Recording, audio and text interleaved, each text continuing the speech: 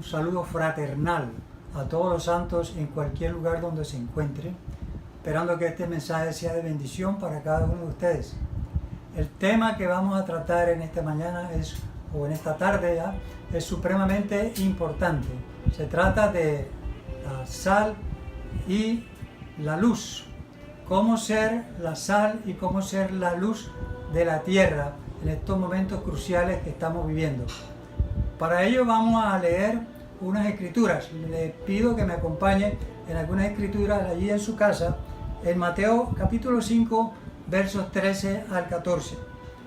Dice de la siguiente manera: vosotros sois la sal de la tierra, pero si la sal se desvaneciere, ¿con qué será salada? No sirve más para nada, sino para ser hollada y echada afuera. Pero también el versículo 14 de Mateo dice: vosotros sois la luz del mundo. Una ciudad asentada sobre un monte no se puede esconder. Bueno, estos dos versículos están allí en la Biblia en el momento en que el Señor estaba entrenando a sus discípulos. Y son dos versos que tienen que ver más que todo con la iglesia, con usted y conmigo, con cada uno de nosotros. Allí está hablando de luz, que somos luz, pero la iglesia puede dar luz solo cuando está llena del Espíritu Santo y encendida para Dios. Yo le pido en su oración que usted ruegue que sea lleno del Espíritu Santo. El candelero en sí mismo no era capaz de producir luz sin el aceite y sin el fuego. Se necesita aceite, que es un tipo del Espíritu Santo, de acercarnos, de considerarlo, de buscarlo, aún buscar su bautismo.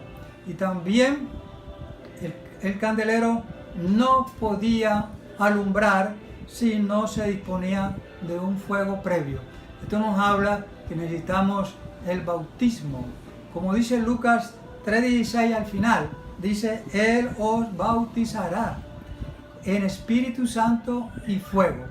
Es una invitación que en estos tiempos necesitamos profundamente buscar el bautismo en Espíritu Santo y fuego.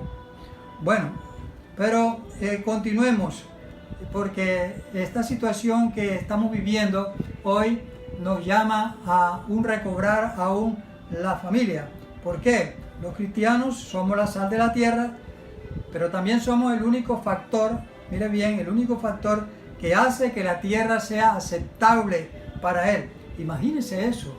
Usted y yo somos los factores que hacemos que la tierra sea aceptable para Él.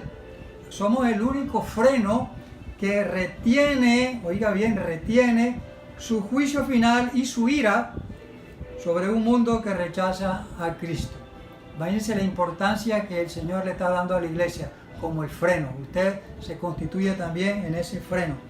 Cuando Dios castigó a Sodoma y a Gomorra con azufre y fuego, se encontró, escúcheme bien, que allí no había ni 10 personas justas, porque Abraham estaba intercediendo por Lot, pero allí se encontró que si había 10 personas justas, el Señor no castigaría a Sodoma, pero como lo castigó, quiere decir que ni siquiera 10 personas fueron halladas allí justas.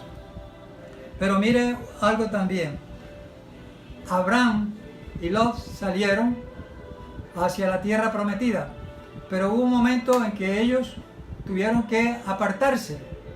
Pero Lot cometió un error, porque él fue acercando sus tiendas hacia Sodoma y no se dio cuenta que estaba perdiendo a su familia, el peligro que entrañaba.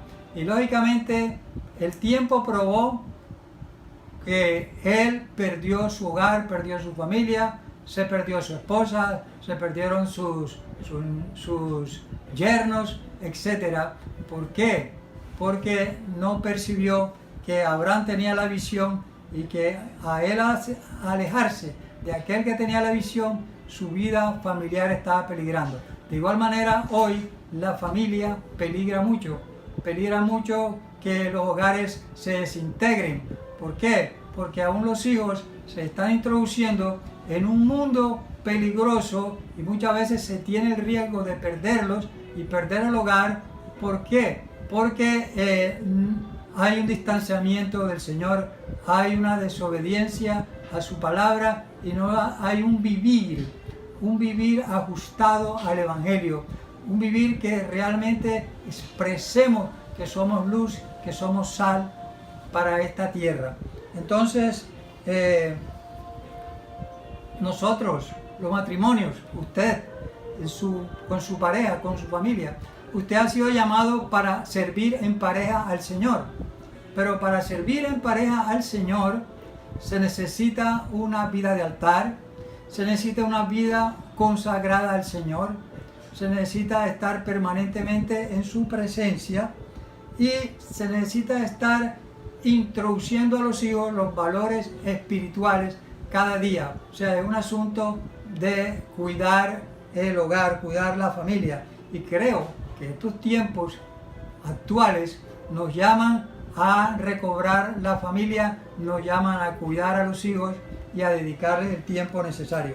Sabemos que la sal preserva y da sabor a los alimentos, pero aún en el lugar donde Dios le ha colocado, usted debe ser una persona que da sabor. Aún usted puede ser como un granito de arena, pero aunque sea un granito de arena, usted debe darle sabor en sus relaciones con el vecino, en el barrio, en la universidad, en el trabajo. Debemos ser personas que nos interrelacionamos siempre dando sabor en nuestra conversación, en la manera como nos relacionamos con los demás.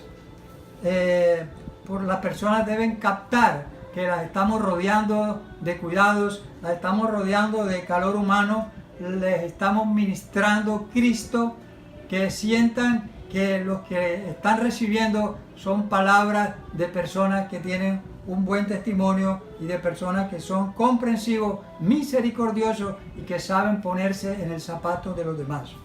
Como iglesia y como sal de la tierra tenemos una gran responsabilidad.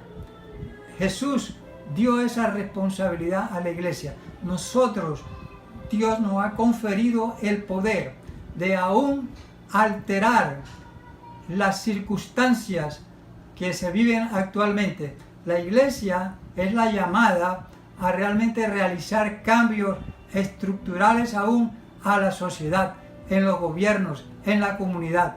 Dios nos dio esa incumbencia, esa responsabilidad. Y si nosotros no hacemos eso, quiere decir entonces que la sal de nosotros está perdiendo el sabor. Este es un momento de recuperar el sabor de la sal. Es un momento de aprender a salar a las personas con gracia, con buen sabor en el hablar y en nuestras relaciones. Necesitamos a través de ese aspecto de ser luz, como dice allí, que somos como una ciudad puesta en el alto de un monte. O sea, es como si la iglesia está puesta en el alto de un monte y allí alumbra para toda la ciudad, alumbra para todas las personas, porque somos los únicos que podemos quitar la ignorancia que tienen miles de personas en cuanto al propósito de Dios. Entonces, qué poderosa sería la iglesia cuando ejerza toda su influencia y todo su poder sobre las comunidades, sobre los que nos rodean. Será un gran impacto. Eso será una influencia muy, muy poderosa. Si no hacemos eso, entonces estaremos como la sal que pierde su sabor. Y qué peligro, porque allí seríamos echados afuera, ¿verdad? Y el Señor no quiere eso. Es tiempo de restauración. A la iglesia se le ha encomendado y se le ha dado el poder para influir y cambiar la situación de este mundo. Mire lo que la iglesia puede. Aún puede cambiar el curso de los acontecimientos presentes. Se ha dicho en la palabra que la iglesia debe orar por los que están en eminencia. Pues hay que orar por los gobernadores, hay que orar por los alcaldes, aún por los presidentes, no importa quiénes sean, pero la Biblia nos ordena que debemos orar por las personas que están en eminencia. Orando de esa manera, podemos interceder para que haya cambio a través de las personas que tienen la capacidad política, podemos hacer, de dar órdenes de cambio. Las órdenes de cambio vienen del Señor, pero el Señor actúa sobre las personas. Podemos orar para que haya influencia sobre nuestros ríos, para que haya bendición sobre las cosechas, para que haya un mantenimiento de los servicios públicos en este momento cruciales, como la luz, buen servicio del agua, el gas, para la predicación del Evangelio, para hacer la voluntad del Señor. Todo esto es importante. Si usted lee la Biblia, se da cuenta que muchos personajes, en los momentos de crisis de sus naciones, oraron y ayunaron, y Dios cambió las circunstancias, Dios cambió todo el panorama. La iglesia está llamada a cambiar el panorama, a cambiar las circunstancias. La iglesia puede hacer historia y puede aún alterar la historia. Entonces, no vamos a cambiar el mundo si no usamos las armas. Dios nos ha dado unas armas, de tal manera que para cambiar al mundo debemos usar unas armas que Él nos ha dado. No son unas armas convencionales, no son satélites, no son cañones. Dios nos ha dado unas armas muy poderosas, porque dice: las armas de la milicia, de nuestra milicia, no son carnales, sino que son poderosas para la destrucción de fortalezas. Así que en este momento necesitamos destruir muchas fortalezas que hay en la mente de muchos gobernantes y de muchas personas. Aún en nosotros pueden haber fortalezas que nos impiden un andar más limpio delante del Señor. Entonces, ¿cuáles son esas armas? Bueno, la oración, el ayuno, la alabanza, la sangre, la palabra y el testimonio. Llamamos a toda la iglesia, a todos los santos, todos los que han sido redimidos con la sangre del Cordero, que forman la iglesia en cualquier lugar donde se encuentren, que ahondemos en estos tiempos más profundamente en la oración, en el verdadero ayuno, y estemos saturados de un ambiente de alabanza. Entonces, por motivo de tiempo, solo hablaremos brevemente del ayuno como arma de restauración masiva. Creemos que la situación actual amerita más que nunca una restauración masiva. Lo primero que nos lleva a ayunar, cuando vamos a ayunar, es tener una motivación correcta.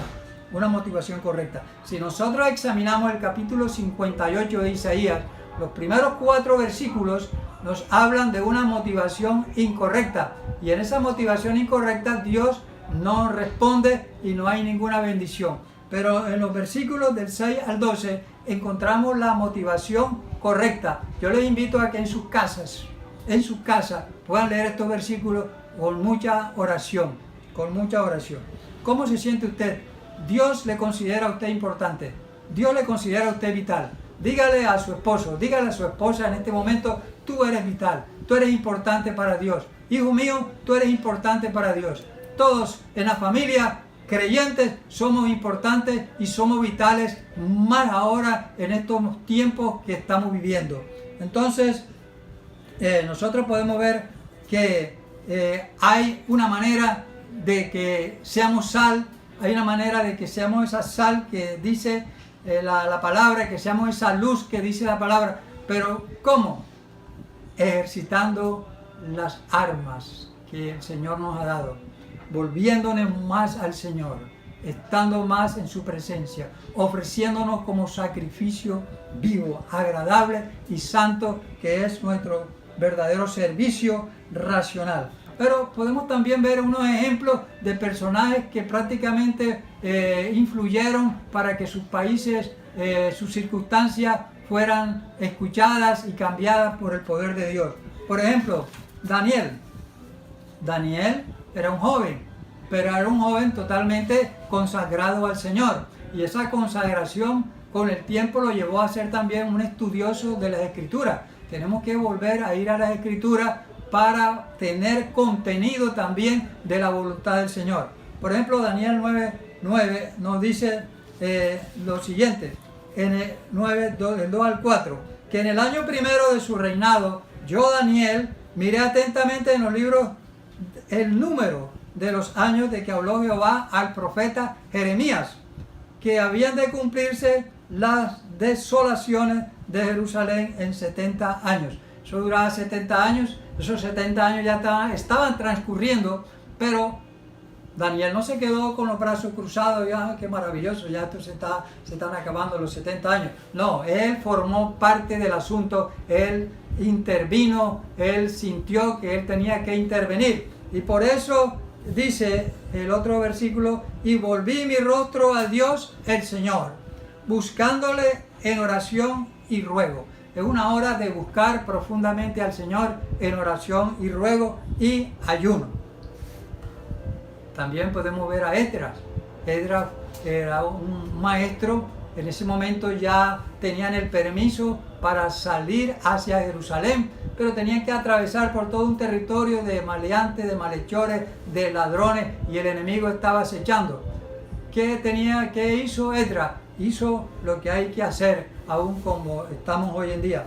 Dice 8, 21, 23, dice, y publiqué ayuno. Necesitamos publicar ayuno. Todas las iglesias necesitamos publicar ayuno.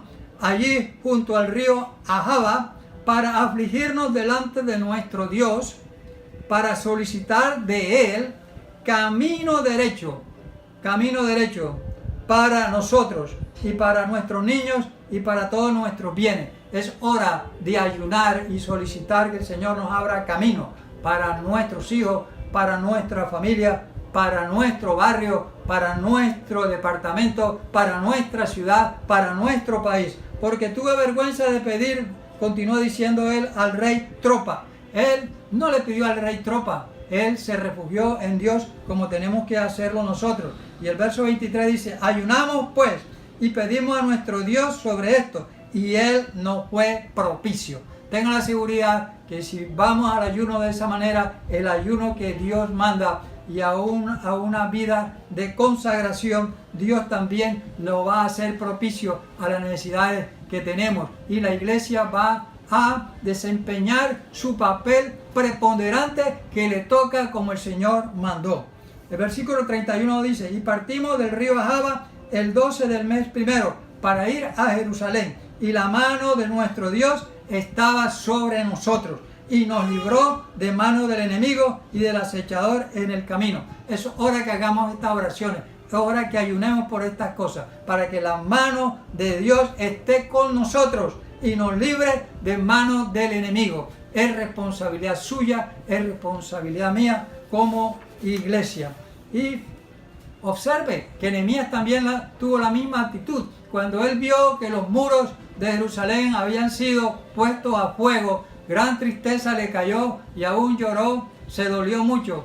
Nosotros tenemos que dolernos de ver la condición en que está el mundo. Debemos mirar esta situación y debemos tomar la misma actitud de Nehemías. Dice en el verso 4 del capítulo 1, cuando oí estas palabras me senté y lloré e hice duelo por algunos días y ayuné y oré delante del Dios de los cielos.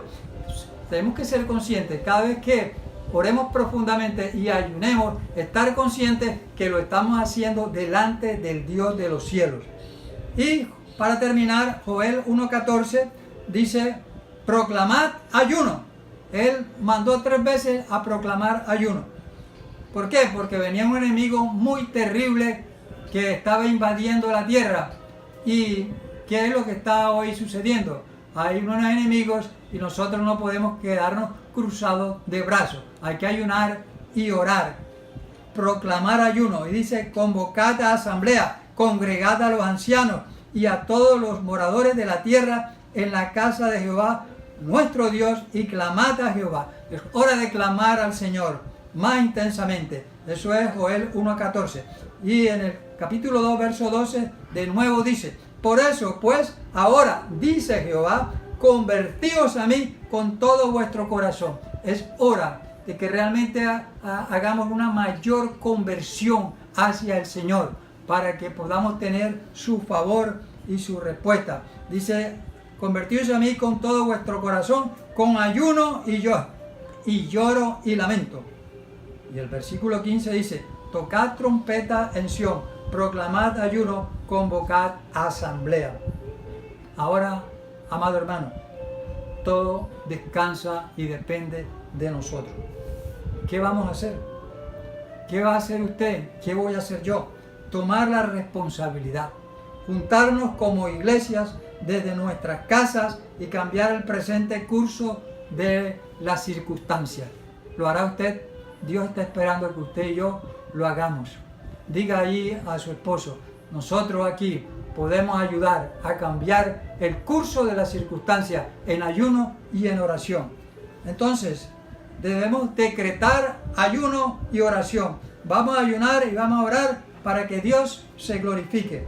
Orar por nuestros alcaldes, gobernadores.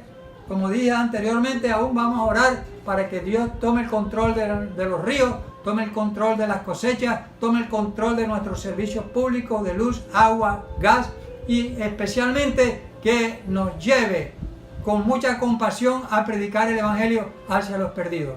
Este ha sido el mensaje para usted, para mí. Espero que lo valoremos, que lo meditemos, que lo socialicemos y que sigamos disfrutando este mensaje. Que Dios le bendiga ricamente. Amén.